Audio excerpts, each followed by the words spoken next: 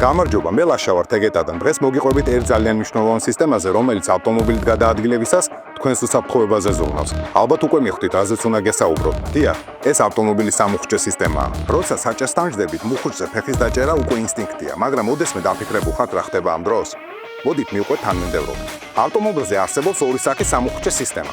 დისკური სამუხუჭე სისტემა, სადაც ხუნდი ებჯინება სამუხუჭე დისკს და ამუხუჭებს ავტომობილს, ხოლო მეორე დოლურას ტიპის სამუხუჭე სისტემა, რომელიც განსხვავდება პირველისგან კონსტრუქციულად. აქ სამუხუჭე ხუნდი ებჯინება სამუხუჭე დოლურას შიდა კედლებს და ასე ამუხუჭებს ავტომობილს.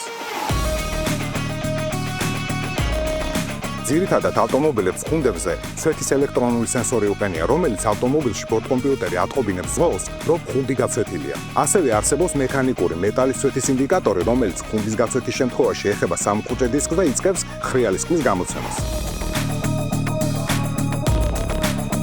ამას შეიძლება რამოდენიმე მიზეზი ჰქონდეს, მაგრამ მოდი ახლა ორ ძირითად შემთხვევაზე გავამახვილოთ ყურადღება. პირველი, ეს შეიძლება იყოს სამუხუჭე ხუნდი და მეორე, დაზიანებული დამწოლი დისკი. უხარისხო სამუხუჭე ხუნდების შემცველობაში ხშირად ჭარბობს მეტალი, რაც იწვევს დისკის არათანაბარ ცვეთას და ხუნდებთან ხახუნის დროს ხმაურს. წამყვანი ბრენდები, ისეთი როგორიცაა AT, Bosch და TRW, იყენებენ თანამედროვე ტექნოლოგიებს, რომლებიც შეიცავს ეკოლოგიურად სუფთა მინარევებს და ამავდროულად უზრუნველყოფენ მაქსიმალურად ეფექტურ დამუხუჭებას.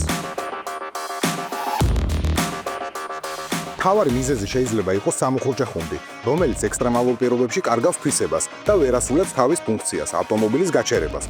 თუმცა ყურადღება უნდა მივაქციოთ სამუხუჭე სითხის ხარისხს. ჰიდრავლიკური სამუხუჭე სისტემის მთავარი მტერი არის წყალი, რომელიც იწვევს კოროზიას, რომელსაც შეუძლია თვისებები დააკარგინოს სამუხუჭე სითხეს და წყობრიდან გამოიყვანოს მუხუჭები, რაც შემდეგ ავარიის მიზეზი ხდება. ნებისმიერ სამუხუჭე სითხეს გააჩნია ატმოსფეროდან წყლის შთანთქვის უნარი. სამუხუჭე სითხის ავზს აქვს სარქველი, საიდანაც ტემპერატურის ცვალებადობის დროს გროვდება კონდენსატი და დაახლოებით 2 წლის მანძილზე სითხის მოცულობა შეიძლება 3.5%-ით გაიზარდოს და ახალი სითხის დამატება არათუ უაზრობაა, არამედ სახიფათოც კია.